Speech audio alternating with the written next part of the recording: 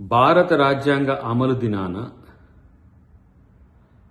రాజ్యాంగ హోదాల్లో ఉన్న ముఖ్యమంత్రిని, స్పీకర్ గారిని అవమానపరుస్తున్న కేటీఆర్ బహిరంగంగా క్షమాపణ చెప్పు.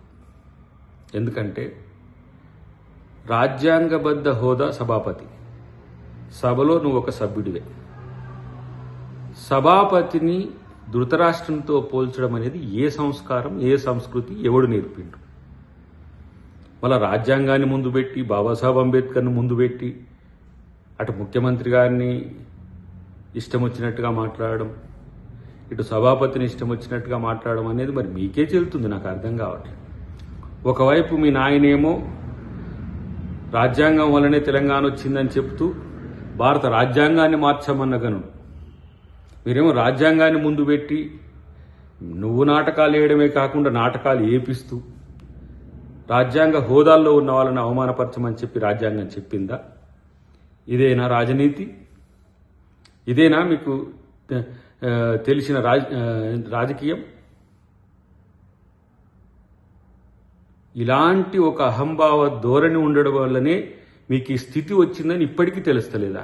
మరి ఎవడో ఆ కంటెంట్ ఇచ్చింది కానీ సభాపతిని అగౌరవపరచమని ఉన్నదా? అయితే ఇలా 10 మంది ముందు చర్చ పెడుతున్నావు కదా, మరి 39 మందిని మీరు చేర్చుకున్న రోజు మరి మిమ్మల్ని ధృతరాష్ట్రుని దాటి ఏమనాలి? మరి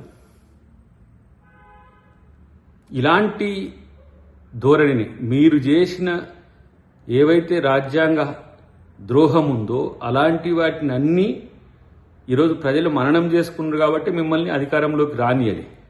అయినప్పటికీ కూడా ఇంకా మీ యొక్క ధోరణిలో మార్పు రాలి. ఇక వస్తుందని కూడా అనుకోలేము, ఎందుకంటే అవకాశమే లేదు కాబట్టి.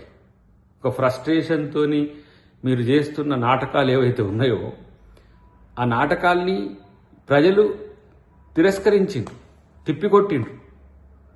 అయినప్పటికీ కూడా ఆగట్లేదు.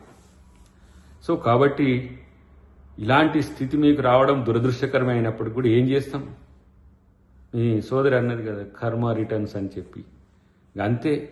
ఇంకా తెలంగాణ ప్రజలకు మీలాంటి విపక్ష నాయకులు ఉండడం అనేది ఎంత నష్టం జరుగుతుందో ఇప్పటికైనా అర్థం చేసుకోరు. ఏ రోజు కూడా కాంగ్రెస్ పార్టీ ఇలాంటి అవమానపూర్వక చర్యలకు ఎప్పుడు పాల్పడదు కూడా. కానీ ఈరోజు మీరు వ్యవహరిస్తున్న తీరు తెలంగాణ ప్రజలు గమనిస్తున్నారు, తెలుగు సమాజం గమనిస్తున్నది. అయినప్పటికీ కూడా మీలో మార్పు రావట్లేదు అని అంటే డెఫినెట్గా మళ్ళీ ప్రజలే బుద్ధి చెప్తారు. ఇప్పటికైనా మిత్రమా,